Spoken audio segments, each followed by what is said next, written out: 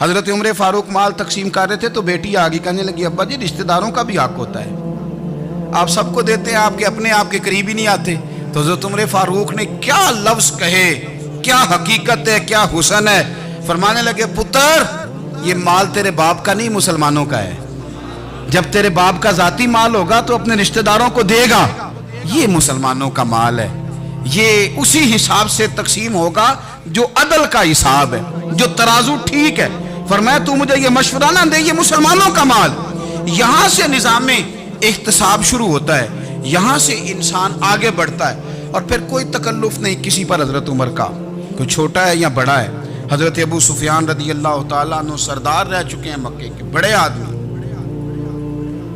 لیکن نظام احتساب میں کوئی چھوٹا بڑا نہیں ہوتا۔ حضرت عمر فاروق مکہ مکرمہ گئے تو لوگوں نے کہا حضور جناب ابو سفیان نے نا گلی میں پتھر رکھے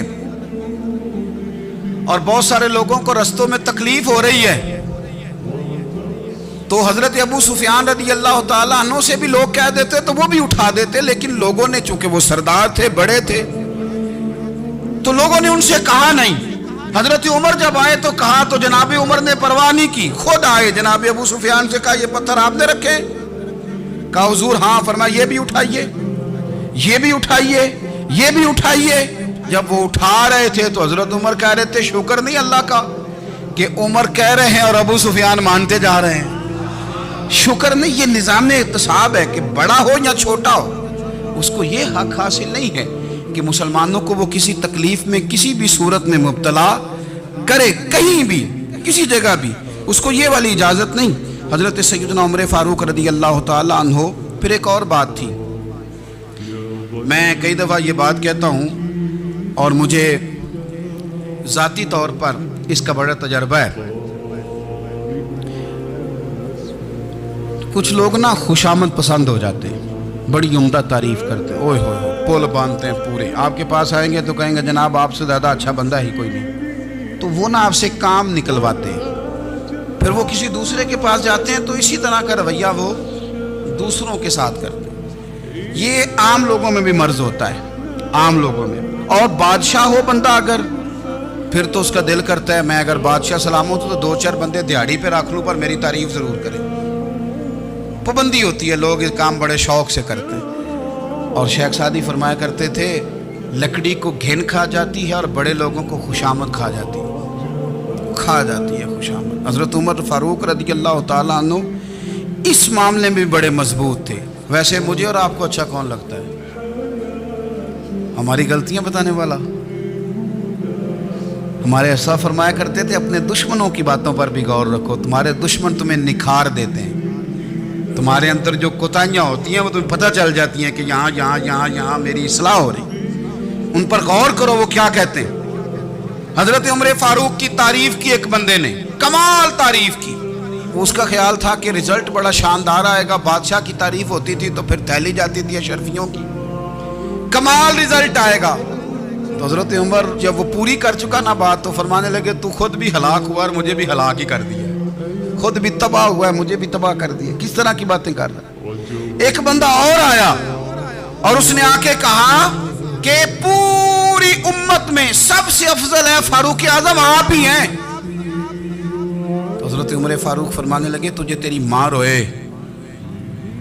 ابو بکر تجھ سے بھی افضل تھے، تیرے باپ سے بھی افضل تھے، اور صدیق اکبر مجھ سے بھی افضل ہے اور میرے باپ سے بھی افضل ہے۔ یہ تو کس طرح کی بات کر رہا ہے؟ یہاں ہر شے ہضم نہیں ہو جاتی، فوری طور پہ لوگ ڈکار بھی پورا نہیں لیتے۔ قرآن مجید نے کہا فَلَا تُزَكُّوا أَنفُسَكُمْ هُوَ أَعْلَمُ بِمَنِ اتَّقَىٰ، اپنے منہ سے نہ کہو میں پاک صاف ہوں، اللہ زیادہ بہتر جانتا ہے کہ تم میں سے پرہیزگار کون ہے۔ اپنے منہ سے تعریفیں کرتے کراتے ہو، یہ مزاج چھوڑ دیں۔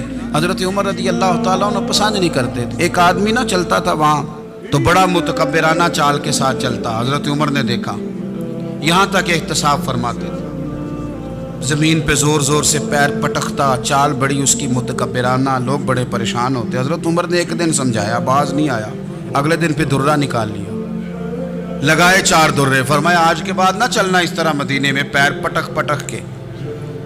اس وقت تو اسے غصہ لگا، لیکن کچھ دیر کے بعد نا جب غصہ اترا تو حضرت عمر کے پاس آیا، کہنے لگا حضور اللہ آپ کا بھلا کرے، آپ نے درے نہیں مارے، آپ نے تو شیطان بھگا دیا جو میرے ساتھ چمٹا ہوا تھا، چمٹا ہوا شیطان آپ نے مجھ سے بھگا دیا۔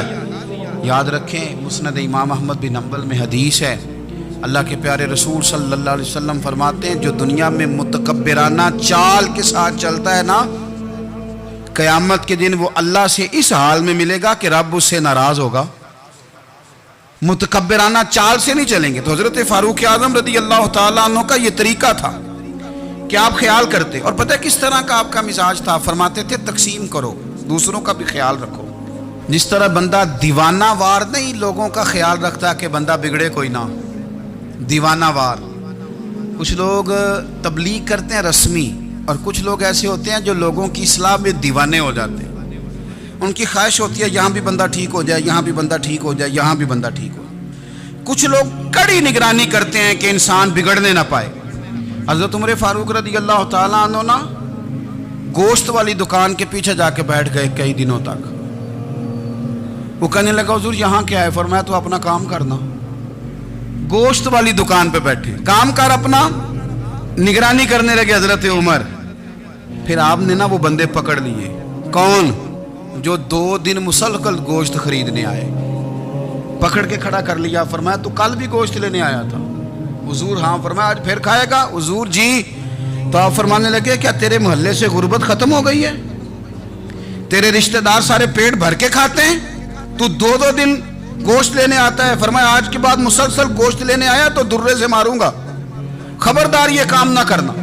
یہاں تک نظام احتساب کا جب خیال رکھا جائے پھر حالات بگڑا نہیں کرتے، پھر وہ قابو میں رہا کرتے۔ حضرت عمر فاروق رضی اللہ تعالیٰ عنہ اس ترتیب کے ساتھ اصلاح کرتے، اس ترتیب